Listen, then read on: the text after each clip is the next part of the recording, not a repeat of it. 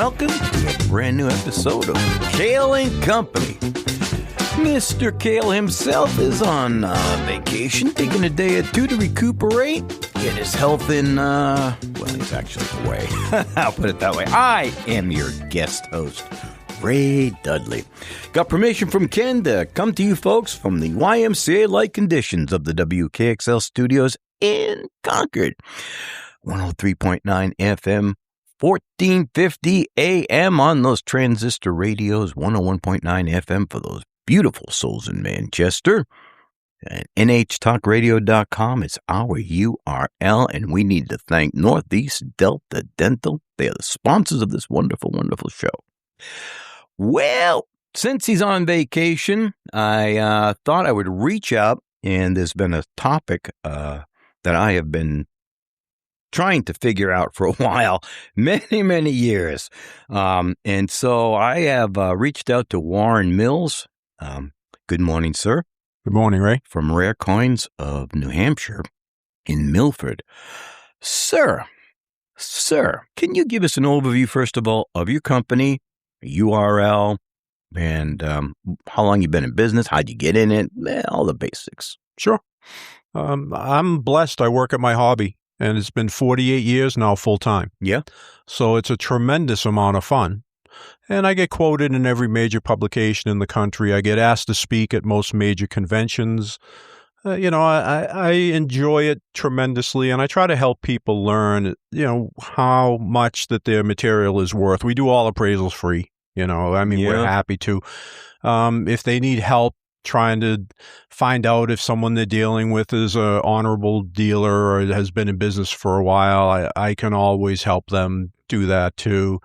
But I've been involved in the business so long. At the start of the major grading services, I was asked to be a grader, but I declined. I just didn't want to do that mind-numbing 8 to 10 hours of just looking at coins all day long, no interaction with people. I just don't believe in it. I enjoy working with people, and I enjoy working with collectors. And nowadays, Ray, I get a lot of people that just want to, find out, hey, I heard gold and silver have been doing quite well. And right now it's been a little bit of a downturn, but last year, they both more than doubled in value. Yeah. And so there's a lot of exposure there. So people need to know, hey, I'm thinking of buying it, or I have it. Did I buy the right thing?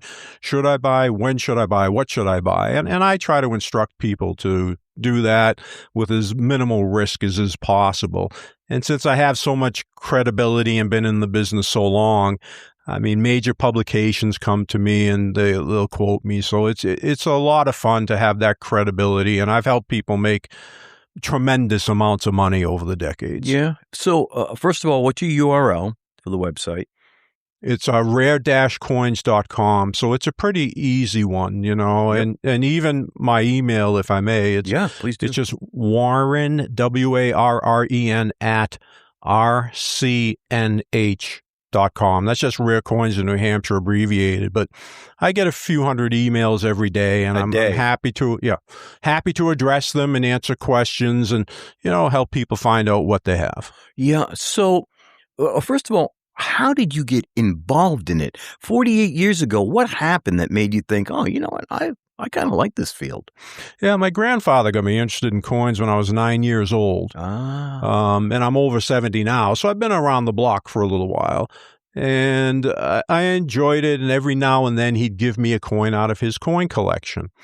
And I thought it was great, so I had a little tie box. I'd put them in and keep them, and it was fun to see, wow, our country made 2-cent pieces and 3-cent pieces and all sorts of different denominations, which I found fascinating. But, I got into high school and college was next, and girls came into the equation too. So that coin collection went aside for a long time, so got a little dormant. And then one time, life has a way of doing that. That's right. Yeah.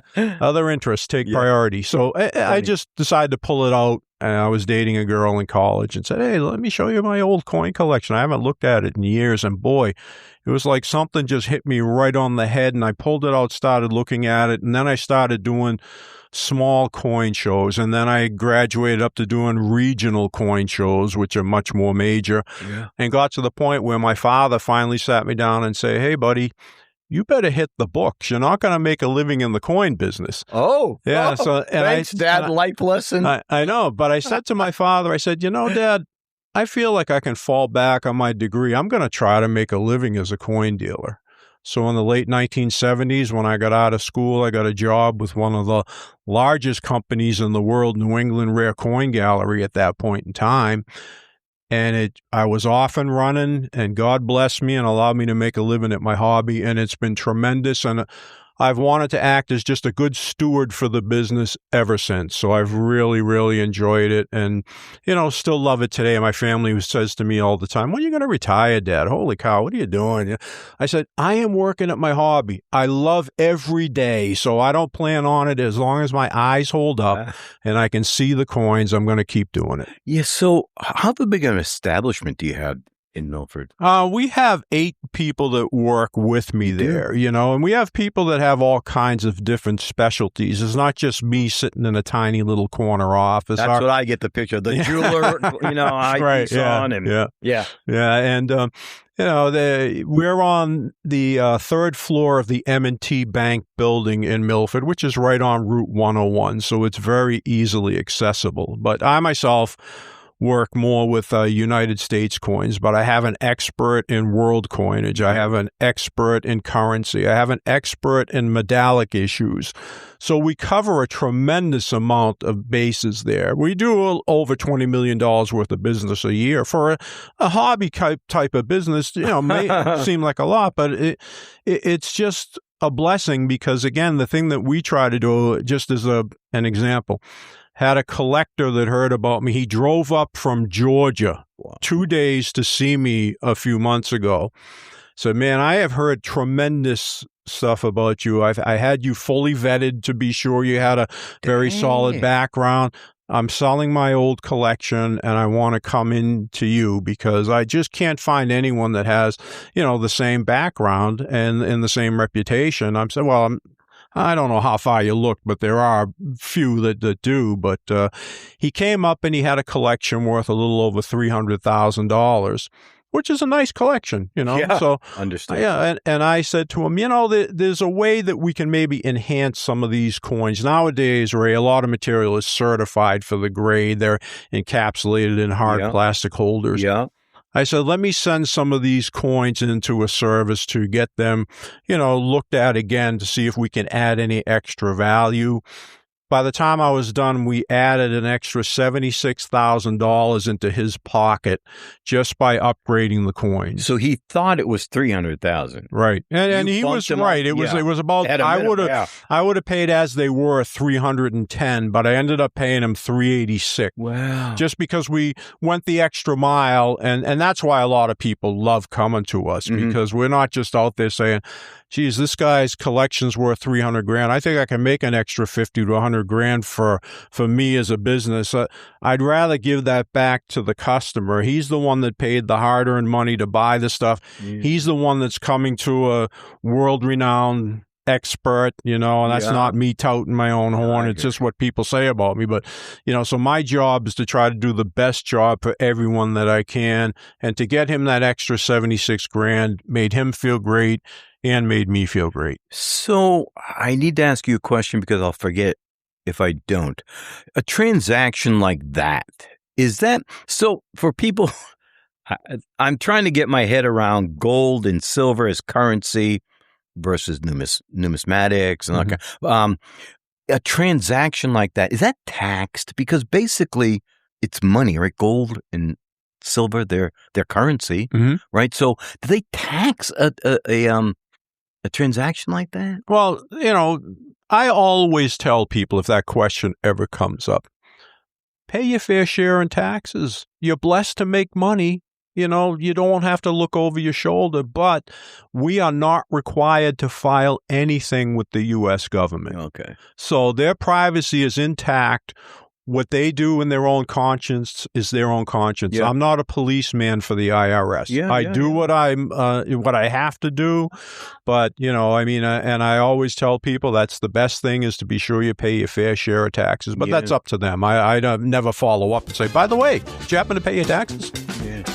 right, hang on there. Ooh, we're just getting started. I can feel the fires burning already. My friends, that's right. You're listening to Kale and Company with guest host Ray Dudley. Yeah, it's me. Got my Nehru jacket on, baby.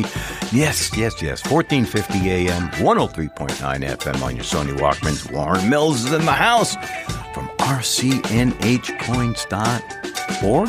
Oh, com. Thank you, sir. We'll be right back. I got a lot of questions. We'll be right back.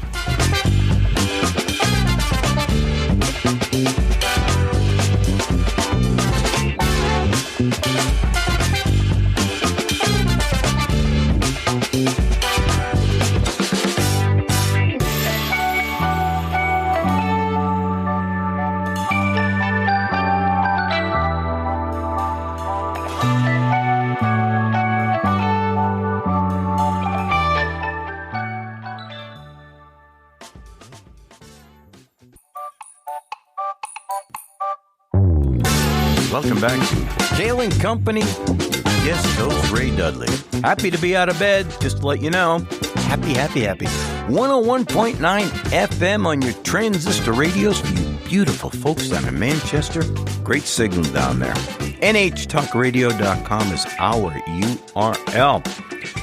Warren Mills is in the house because I was looking at the dollar the other day and versus... Oh, actually, what triggered it, well, it's been on my mind for a while, but I saw Rand Paul the other day said supposedly he went to Fort Knox. Everything's there, according to him. Do I believe him? Question for a different day. But he said the dollar has lost 99.7% of its value over the years. And I'm like, okay, that's getting pretty close to zero. I got to talk to somebody about this. Warren, what in the world is happening with gold and silver and the dollar? This is insanity. Well, that's why a lot of people look at assets in general is because, they want to get an idea. How do I protect my purchasing power?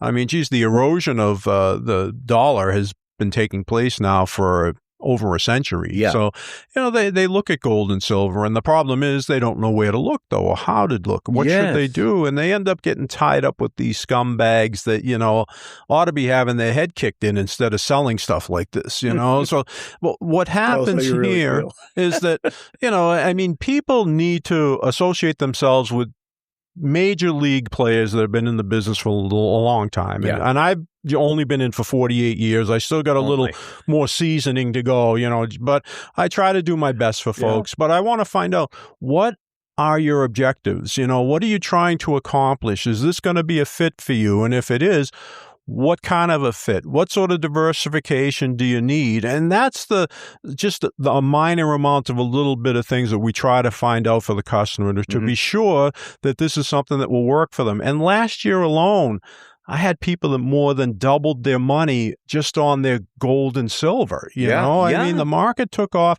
There's a correction at this point. Yep. But I remember a few years ago when I said silver was going to gold was going to crack 5,000, being ridiculed incredibly.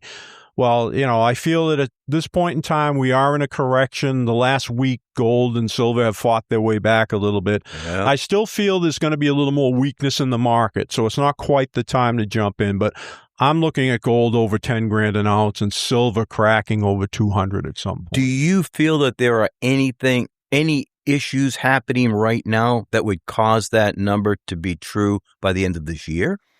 When do you feel that might happen? You'd really need a complete collapse in a lot of varied economies and the dollar to just, really lose its world reserve currency status. Well, you and I were talking about the BRICS and all that. Yeah, the BRICS nations. Knocking on the door of that? I think we're knocking on the door there. Yeah. I'm very, very concerned about the U.S. dollar losing its world reserve currency status. And, we've had this world reserve status for over 200 years. And I think at this point in time, BRICS nations now, I believe there's over 70 countries at this point. And the G7, which we're a part of with Europe, and we're not allowing anyone else in. It's stupidity. It's insanity. And the world would like nothing better than to have the U.S. fall on its face, So China will be a really big reason why I feel that you're going to see a currency floated by the BRICS nations that will be backed by some amount of gold. Yeah. Whether it's 15%, 20%, who knows? It won't be 1-to-1 type ratio. Yeah. But if a backing comes out for a currency with gold, that's the death knell for the dollar. Yeah. And then you'll see situations come up where they're like Bitcoin and, the blockchain currencies and things like that, that'll really become a little bit more and more into the limelight. But the bottom line is the dollar comes under an onslaught like that. There's no surviving it. You could have gold instead of going over 10 grand to 25 grand in that type of scenario. Yeah. Yeah. Easily. Right. Yeah. Easily. Yeah.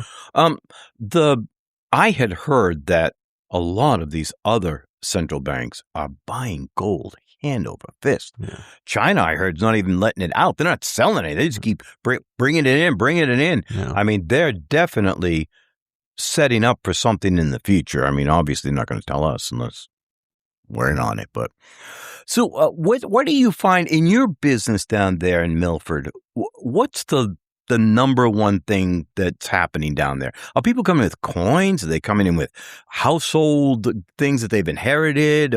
Or is it all of the above? What's the number one thing going on? Are people coming to you asking about gold and silver and where it's headed? It's are they all trying to the get ahead above. of the game? It's all the above. I mean, we have people that will come in with their silverware and, material that they inherited, proof sets, mint sets, all kinds of stuff. Yeah. And we have a lot of people that will call on us because they either read about us in, like, last month, I did 2 or 3 different articles for Coin Age magazine. They've named me one of the world's greatest graders. Coin World has named me one of the leading coin dealers in the world on multiple occasions. So we have quite a bit of exposure, more so than the average. I know that there's a cash for gold place down the road there that I can go in there and maybe sell my stuff for 10% what it's really worth. Yeah. And I don't know why people choose to do stuff like that, but God bless them. That's their right to lose their money. I don't, instead of exercising a little due diligence and looking around to see if someone has a lot more credibility or standing in the industry, but, we get those people that do exercise due diligence and they come to us. And we have to, because of that, we have to set up, things more on an appointment basis so people aren't really waiting around. But we have 2 offices in the M&T Bank building in Milford, New Hampshire, right on Route 101. And so we're constantly seeing people all day long because, again, we do every appraisal free. We appraise at exactly what we would pay if someone wants to sell. In many instances, I try to dissuade people from selling. If I think they have material that's going to treat them or their family better in the future and allow them to make a lot of money, that's where I say, hey, if you are not in a position where you need money at this point, you'll be thanking me another year or 2 down the road for having you keep what you have. And usually I'll lay out a scenario as to why I feel that way. Yeah. But we're not out there to try to clip people. I'd rather have someone say, I found this crazy guy up in Milford, New Hampshire that told me to keep my material because he thought it was going to appreciate dramatically. And then all of a sudden, the key marketing scenario of, being referred by someone. Yeah. These guys are honest. These guys will help. These guys will take care of it. And it really just starts to steamroll. And that's how we've, been in business so long, is because we try to look out for people. And nowadays, Ray, a real problem in this business is that people can go on the internet, and the internet, a lot of these sites, they make their money by getting hits on their site, and they'll, sell advertising because of the amount of hits they get. And a lot of them will say on coins, like I had one person call me recently, I have a 1964 penny. I understand it's worth over $1,000. I like to come in and have you look at it. Well, right out of the chute, you have to tell people, don't get so worked up about the internet. These folks don't buy anything. They're trying to generate clicks because that's how they make their living and how they sell their advertising and things like that. And, but I have a mint sewn bag of them right here that I'll show you if you want to come in the office. There's 5,000 pieces in there that are beautiful uncirculated. I'll sell you as many as you want for 2 cents a piece. What? So how the heck is your 1964 penny worth $1,000? Then he goes on and gives us a negative review saying we wanted to steal his coin. I pull the bag out of 5,000 pieces, show them how beautiful uncirculated they are, sell the whole bag to him for 2 cents a coin if he wanted, but no, they were trying to rip me off and steal my money. So it's a strange situation, and the internet, you can go on and learn a tremendous amount of stuff, but there's just certain things that you have to rely on experts that have been doing it for decade upon decade upon decade to get a real idea on where you stand. Would you not like to talk to this gentleman, this person, after they sell it online? And you mean after they find out they can't sell it online? That's what happens. I get ripped off. They mail it in. Oh, my God. Hang on there, Warren. Hang on. My friends, you're listening to Kale and Company. I'm your guest host, Ray Dudley. Coming to you from the Dollywood-like conditions of the WKXL studios in Concord. Mr. Kale's taking a little bit of a break. Speaking of breaks, we got to pay some bills. Warren Mills in the house. We will be right back.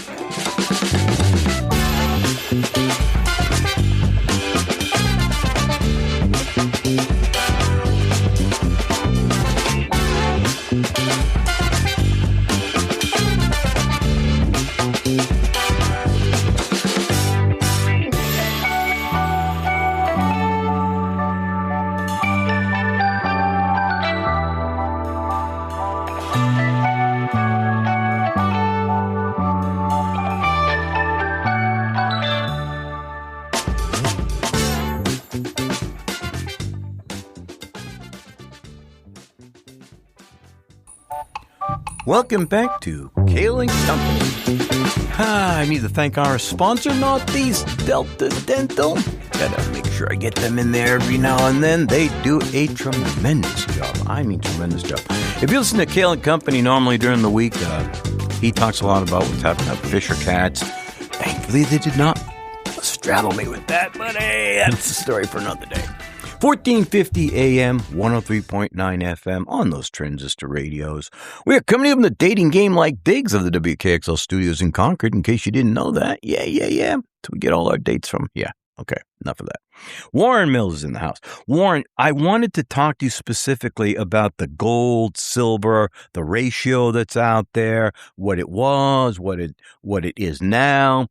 Would you buy one over the other? Are you one of those people who would say, okay, the ratio is like 67 or 68 to 1?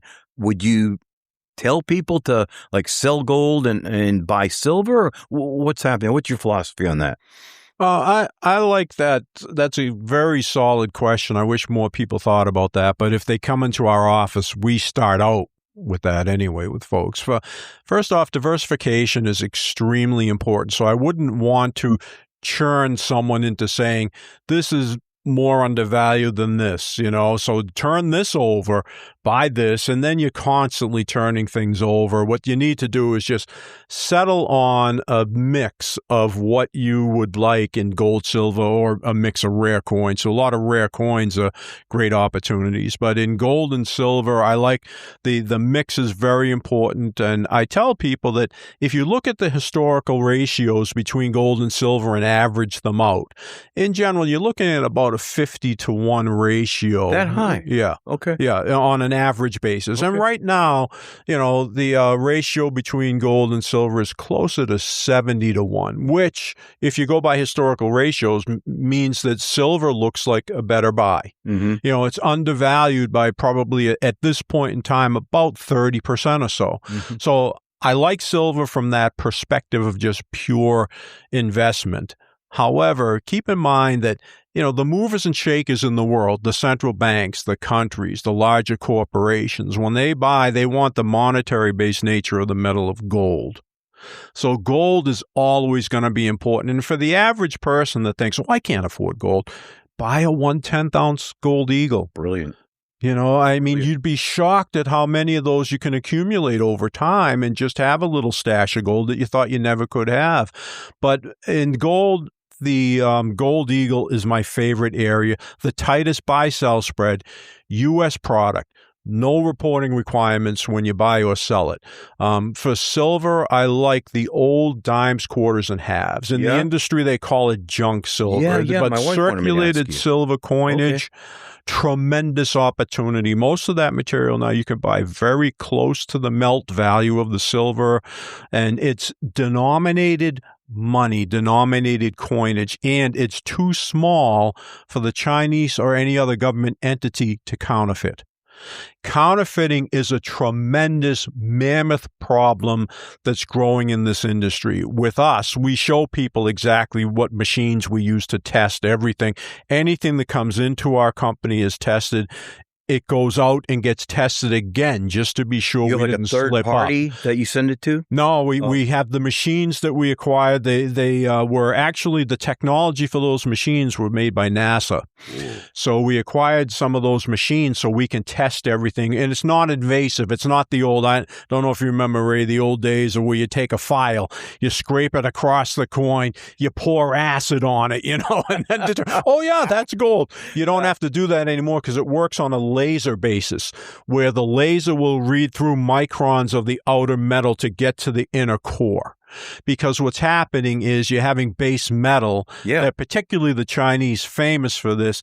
They're layering it with, gold and silver that's too small to recover even, that's on the surface. But, that layering makes people think, oh, I got a real gold and real silver coin here. So that's why, again, another thing, know who you're buying from, because you can get tanked if an emergency comes up and you got to sell and someone's checking on the authenticity, which we do, as I said, with everything. Yeah.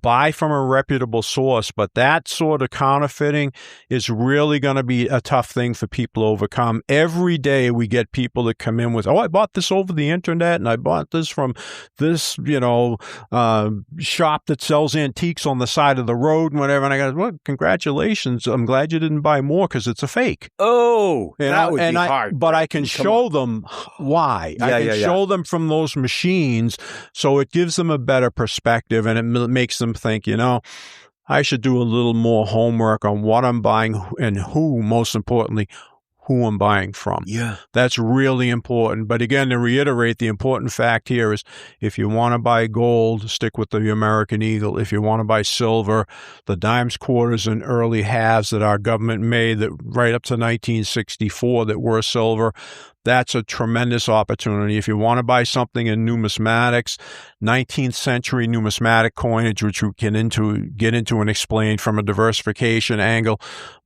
has better potential than gold or silver, but you only want to allocate a smaller percentage to that stuff. It's a little more specially oriented. Can you we've made people tons of money there. Why is that? Why would that be a better buy than the gold or silver? The rarity associated with it. Everything from a perspective. Does that add a lot to it? Yeah. Oh, yeah. It adds a tremendous amount to it. Everything from a collectible perspective is, supply, demand. And if you have a very, very limited supply, but you have an extremely high demand-oriented base, you can make tons of money on that material. Because just in the last 6 months or so, we've had a fairly major correction in gold. Gold's corrected about, 35% or so. Silver has gone down to about a little more than half and then started to come back a little bit.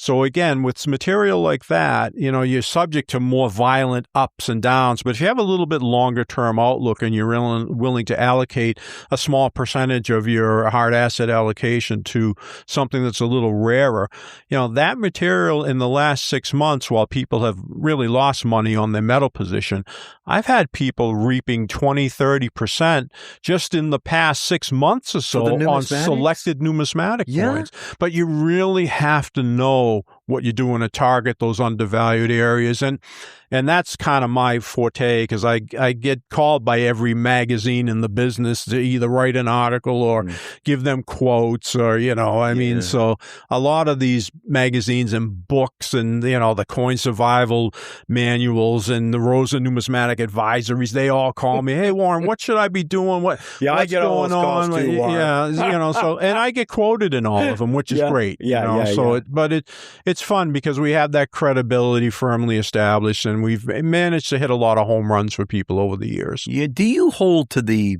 theory of like 10% of your portfolio should be in some kind of metal? I mean, I'm thinking nowadays, if Rand Paul is right, even if he's not fully right, the value of the dollar is just junk at this point. So do you think 10% allocation, which I think is what a lot of the financial experts lean towards, 10% of your portfolio ought to be in some kind of a metal. Do you adhere to that? That's strictly a matter of comfort level. Okay. Normally, people that aren't familiar with hard assets for diversity, I don't recommend more than 5%. You do? And I mean, I know that may sound low. It does. But the thing is, you want to have people be comfortable. Got you. So if right out of the chute someone comes up and says, "Hey, I think you should allocate 10, 20, 50%, start out small, see how the process goes, see if you're happy with things. And always, the best sort of allocation to something that you're not as familiar with is adopt a price average strategy. Even if you say, "Hey, I have a $100,000 portfolio," and some people are blessed to have $100 million portfolios. I think I want to allocate 5%. So I want to allocate about $5,000. Well, what I'm going to tell someone is, that's a good idea, but let me tell you, you have to have a long-term perspective. This is what I think the best area. So you got to have the right demeanor and understanding before you allocate a penny, let alone $5,000. But I'll tell people, with a 5,000 allocation, what I would do is spend $2,500 now. This way you do take a position. If there's a correction in the marketplace and it drops, when you allocate the other $2,500, the thing is you'll be having a forced price average strategy there. Now, if the market went up, you're already in a profit anyway. Yep. Which is a great position to be in, but you'll get a feel for how the dealer operates, how the material you've acquired performs, how easy it is to buy and sell. It's immediate liquidity. Someone buys it from us, they come in, they want to sell it, we pay them right on the spot. I want to talk to you about that in a minute when we get back. Hang on just a second. Hard to believe we're 3 blocks down. My friends, you are listening to Kale & Company with your guest host, Ray Dudley. A little bit handsomer than Ken. Don't let him say, no, I said that. But hey, it is what it is. 1450 AM, 103.9 FM on those transistor radios. NHTalkRadio.com is our URL. We will be right back.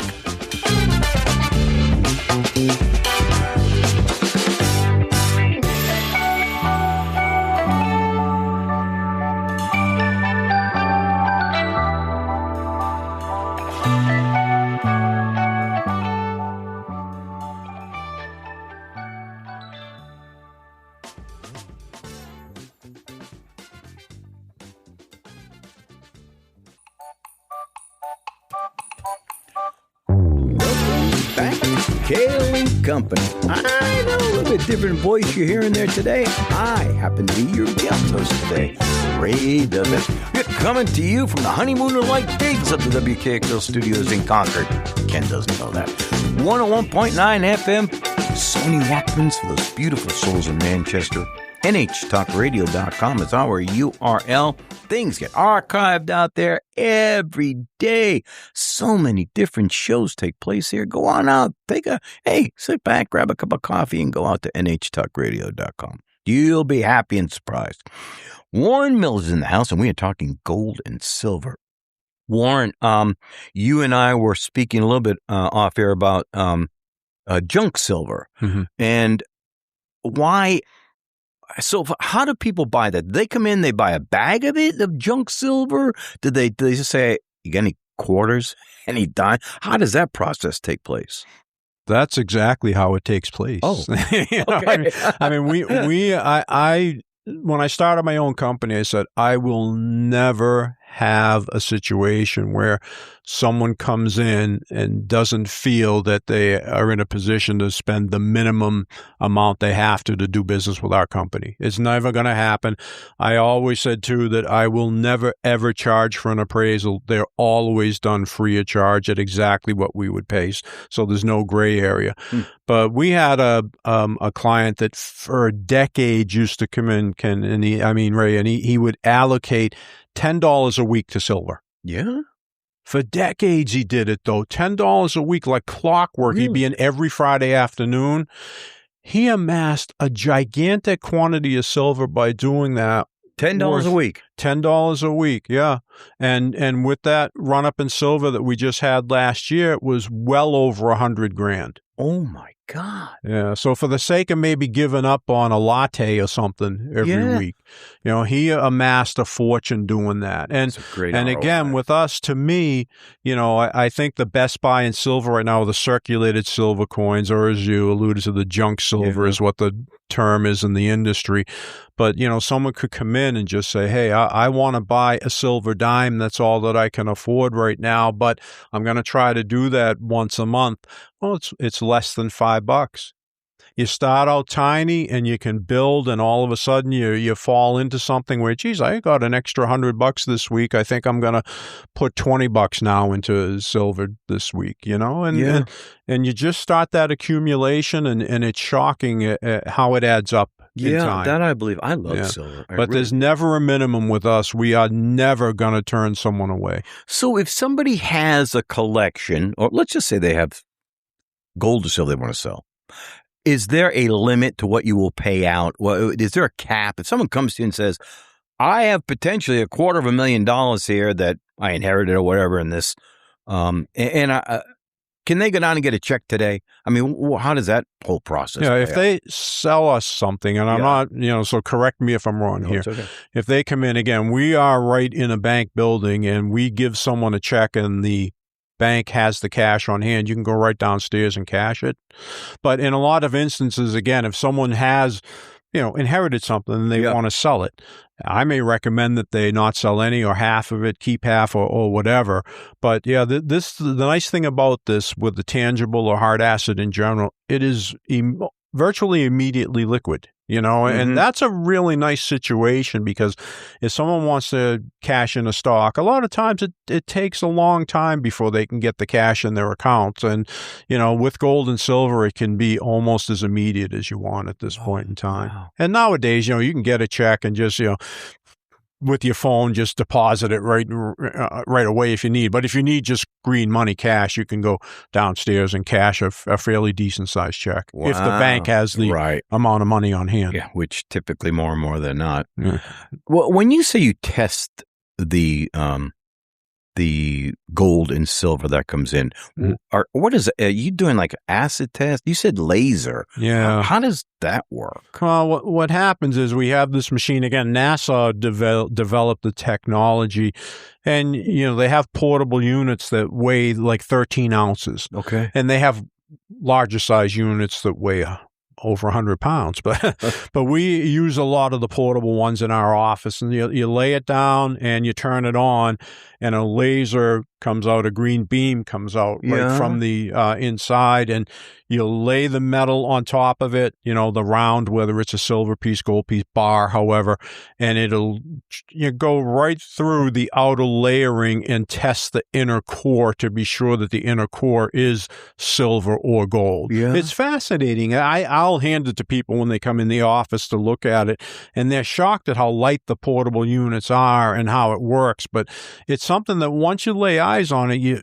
you're just thankful for the technology.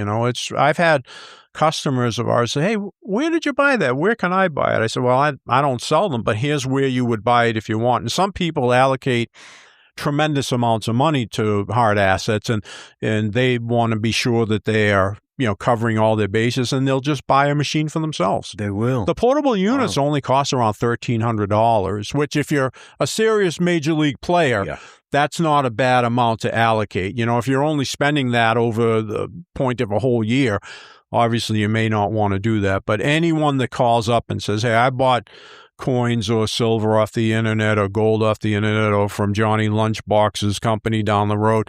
Will you guys test it? I'll have them come in. I'll test everything for free too. I want to be a good steward for the business. That's why I've been successful. So I do a tremendous amount just to help people and service them so they have a good feeling about the industry, not a bad feeling. Yeah, that's incredible. But give us your website address again, please. Okay, it's rare-coins.com or rarecoins.com, and my email is Warren, WARREN, @rcnh.com, and we have a toll-free number that's good throughout North America, 800-225-7264. Perfect. So there's a wide spectrum of things that people can buy, right? There's the U.S. Mint stuff, gold, both gold and silver. Yeah. There's junk, there's bullion, there's bars, and there's coins from other countries too, like Australia, Canada. Oh yeah. Well, do you typically try to not get involved in the other? Do you stay with the U.S. stuff mainly? Mainly, yes. But we do have, as I said earlier, Ray, we do have people in our office that specialize in world issues, that specialize in paper money, that specialize in a number of other areas. I myself prefer, and deal mainly myself with the U.S. coins. And it doesn't mean that other countries don't afford opportunity, but for the most part, it's like I recommend the U.S. Gold Eagle because it's a U.S. product. If someone were living in Europe buying from us, and that's tricky because of the VAT tax and everything. But if they did, I'd say, why don't you allocate your gold to the Krugerrand? If someone lived in Canada half of their time, I'd say, well, have some in the U.S. Eagle, have some in the Canadian Maple Leaf. Depending on where you're located is how we try to tailor make, what people buy. But something that really is a bit nefarious in this business is that on a lot of foreign issues, if someone's not a real numismatist or collector, they get kind of suckered into buying foreign coins that they really shouldn't, that aren't rare, that, people do a smoke and mirror presentation. They're selling the sizzle, not the steak. They end up selling them stuff that's really difficult to liquidate. People don't care for it. You may only be subject to getting just the melt value. Stick with the tried and true U.S. products if you're in this country. That's going to treat you the best. Would you prefer those over like a bar of gold or silver? I mean, not that I don't know. Bars are the most highly counterfeited items that there are. Really? In both gold and silver. And right now, also, nowadays, like Perth Mint or Credit Suisse, they put a bar inside of a nice plastic sleeve with all the, information around it in cardboard. It's a great presentation. They are not only counterfeiting the bar inside now, they're counterfeiting the outside sleeve and the informational packet that goes with it. Everything's being counterfeited. Wow. So again, you got to know who you're buying from, number one. Number two, stick with a product that's the most easy to tell what you have, and the U.S. product's the way to go if you're in this country. Wow, that's incredible. It's unbelievable. The counterfeiters have no bounds as to what they're counterfeiting, even in, coins that are now certified, because in 1986 we started certifying coins for authenticity, and they even do certify these coins, and they counterfeit the outside certification holder. So there are many things and many pitfalls you got to watch out for. And that's why we get out of bed. The things you learn. Warren Mills has been in the house today. He is from Rare Coins of New Hampshire, down in Milford, New Hampshire. Milford, Mass. Good grief. It's not easy getting old, folks. 1450 AM, 103.9 FM on your transistor radios, 101.9 FM for those beautiful souls in Manchester. You've been listening to Kale and Company with your guest host, Ray Dudley. And we want to thank Northeast Delta Dental for supporting this show. All right, Warren, thank you so much. Pleasure, Ray. Thank you. Next on the next one.